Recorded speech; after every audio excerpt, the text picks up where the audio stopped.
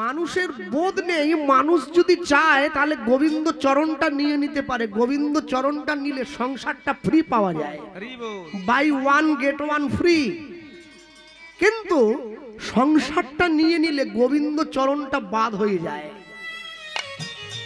আর যে সংসারের মধ্যে থেকে গোবিন্দকে ডাকে, আমরা কদিন আগে বৃন্দাবনে ছিলাম, এখন 1 মাসও হয়নি, বুঝো থেকে এলাম। প্রত্যেক বছরই কম বেশি যাওয়া হয়। তো বুঝে গিয়ে একটা খুব সুন্দর একটা পরীক্ষা করেছিলাম, জানেন? বৃন্দাবনে যারা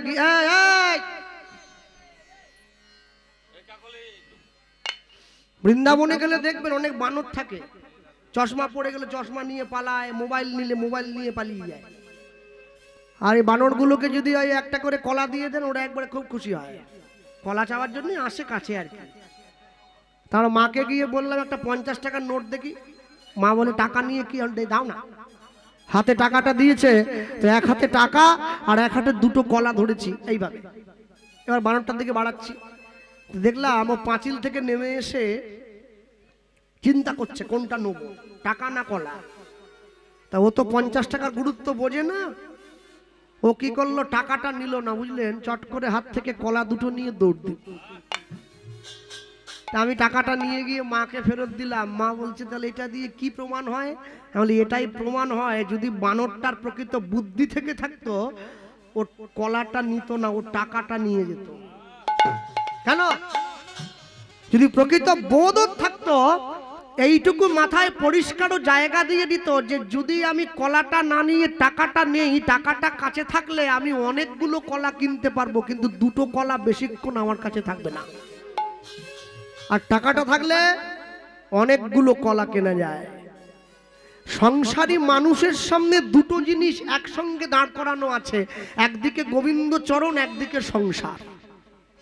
মানুষের বোধ নেই, মানুষ যদি চায় তাহলে গোবিন্দ চরণটা নিয়ে নিতে পারে। গোবিন্দ চরণটা নিলে সংসারটা ফ্রি পাওয়া যায়, buy one get one free. কিন্তু সংসারটা নিয়ে নিলে গোবিন্দ চরণটা বাদ হয়ে যায়। আর যে সংসারের মধ্যে থেকে গোবিন্দকে ডাকে, সেটা তো কৃষ্ণের সংসার।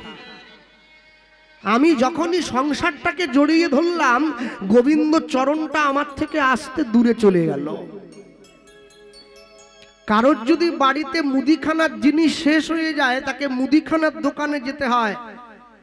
সবজির দোকানে গেলে মুদিখানার জিনিস পাওয়া যায় না। কারো যদি বাড়িতে টিভিতে ছবি না আসে, তাকে টিভির মিস্ত্রির কাছে যেতে হয়। কলের মিস্ত্রির কাছে গেলে টিভিতে ছবি আসবে না। কেউ যদি ভগবানের সঙ্গে সাক্ষাৎ করতে চায়, তাকে ভক্তের কাছে যেতে হয়। অভক্তের কাছে গেলে কোনোদিন ভগবানের সঙ্গে দেখা করা যায় না।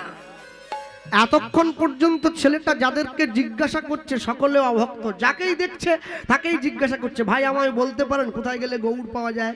এ বলে চিনি না, ও বলে জানি না, ও বলে নামই শুনিনি কোনোদিন। আর এই বলতে বলতে বলতে বলতে হঠাৎ করে একজনের সঙ্গে দেখা হয়ে গেছে যে গৌড়কে চেনে। হঠাৎ করে যখন ছেলেটা বলে উঠলো, আমায় বলতে পারেন বাবা ঠাকুর কোথায় গেলে গৌড় পাওয়া যায়? ওই লোকটা সঙ্গে সঙ্গে ছেলেটাকে বলে উঠলো, তুই যে গৌড় নিবি বলছিস, তুই চাইলেই তো পাবি না। তবে মনে রাখিস, এই যে মাটির পথটা দেখছিস, এই মাটির রাস্তা দিয়ে সোজা চলে যাবি, একটা গ্রাম পড়বে, যে গ্রামটার নাম নবদ্বীপ। কি করে বুঝবো কোন গ্রামটা নবদ্বীপ? যে গ্রামের পাশ দিয়ে গঙ্গা বয়ে গেছে ওটাই নবদ্বীপ। তাই তাহলে যে গ্রামের পাশ দিয়ে গঙ্গা বয়ে গেছে ওটাই যদি নবদ্বীপ হয়, তাহলে তো ডায়মন্ড হারবারের পাশ দিয়ে গঙ্গা বয়ে গেছে, ওটা কি নবদ্বীপ নাকি? না না, ওটা নবদ্বীপ হবে কিসের জন্য? তাহলে যে গ্রামের মানুষ সব সময় মুখে গৌড়ের গুণগান করে, সেই গ্রামটার নাম নবদ্বীপ। যা 1 পা 2 পা করে হাঁটতে হাঁটতে চলে এসেছে নবদ্বীপের দরজায়। মা গঙ্গার পাড়ে বসে আছে, মনে মনে চিন্তা করছে এমন কাকে জড়িয়ে ধরবো, যাকে জড়িয়ে ধরলে যে আমাকে গৌড়ের ঠিকানাটা বলে দিতে পারবে। ভক্তমণ্ডলী, ভক্তিমতী মায়েরা, সকাল হয়ে গেছে। নবদ্বীপের মানুষজন এক এক করে সকলে গঙ্গায় স্নান করার জন্য ছুটে আসছে। আর ওই যে গঙ্গা স্নানের জন্য ছুটে আসছে, ছেলেটা মনে মনে ভাবছে এমন কাউকে একজন গিয়ে ধরতে হবে যে আমাকে গৌড়ের ঠিকানা সঠিক করে বলে দিতে পারবে। আসতে মোট কথা, যাহাকে দেখিলে মুখে আসে কৃষ্ণ নাম, জানিবে সেই বৈষ্ণব, তাকে করিবে প্রণাম। হরি বল। তো লুকিয়ে বসে রয়েছে। আর ওই সময় ছেলেটা লক্ষ্য করছে একজন বাবাজি এই পথেই আসছে গৌড়ের গুণগান করতে করতে গঙ্গা স্নানের জন্য। ছেলেটা বুঝে নিয়েছে বাবাজির পায়ে গিয়ে ধরবো, যা হবে হবে। লুকিয়ে বসে আছে আর বাবাজি তো এই পথেই আসছে। আর বাবাজি যে এই পথেই আসছে, ছেলেটা বাবাজিকে দেখতে পেয়েছে কিন্তু বাবাজি ছেলেটাকে দেখতে পায়নি। বাবাজি তো এই পথেই আসছে, মানুষকে বলতে বলতে আসে। কি বলছে জানো তো? আমরা বলতেই পারি কি, ওই দেখো না, গৌড়ে রে সেই সোনার নদিয়ায় এখনো দাওনি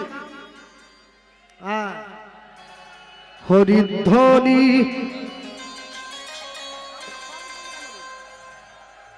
শব্দ শোনা যায় গৌরে লোরে। একটু হাত তোলা যায়, একটু তালি দেওয়া যায়, বা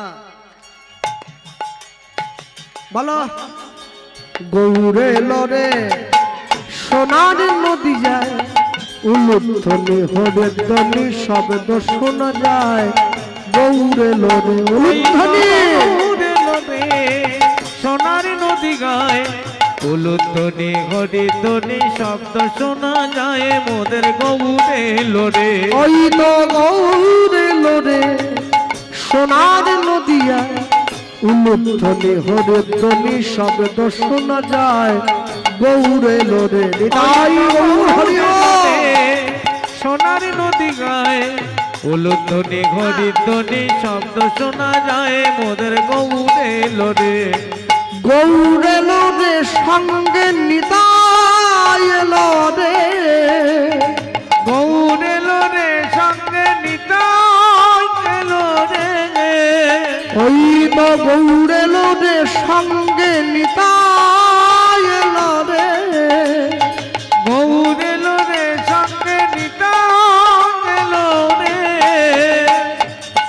গৌরে লোরে সোনার নদিয়ায় উলুধ্বনি হরিধ্বনি শব্দ শোনা যায় গৌরে লোরে। ওই তো গৌরে লোরে তাই নদিয়ায় উলুধ্বনি হরিধ্বনি শব্দ শোনা যায় মোদের গৌরে লোরে। ওই তো গৌরে লোরে সোনার নদিয়ায় উলুধ্বনি হরিধ্বনি শব্দ শোনা যায় গৌরে লোরে। ওই তো গৌরে লোরে সোনার নদী গায় উলুধ্বনি হরিধ্বনি শব্দ শোনা যায় মোদের গৌরে লোরে। কে কে তোরা নাম নিবি রে ছুটে ছুটে আয়। কে কে তোরা নাম নিবি রে ছুটে ছুটে আয়। কে কে তোরা নাম নিবি রে ছুটে ছুটে যায়। কে কে তোরা নাম নিবি রে ছুটে ছুটে গায়। প্রেম জীবের লাগি নিতাই গৌর আপন বিলায়। প্রেম জীবের লাগি নিতাই গৌর আপনে বিলায়। ওই তো গৌরে লোরে সোনার নদিয়ায় উলুধ্বনি হরিধ্বনি শব্দ শোনা যায় দেখো গৌরে লোরে। হরি হরি সোনার নদী গায় উলুধ্বনি হরিধ্বনি শব্দ শোনা যায় মোদের গৌরে লোরে। ওই তো গৌরে লোরে সোনার নদী গায় উলুধ্বনি হরিধ্বনি শব্দ শোনা যায় মোদের গৌরে লোরে। ওই তো গৌরে লোরে সোনার নদী গায় উলুধ্বনি হরিধ্বনি শব্দ শোনা যায় গৌরে লোরে। শ্রী গুরু নিতাই গৌর প্রেমানন্দ হরি নিতাই গৌর প্রেমানন্দে হরি হরি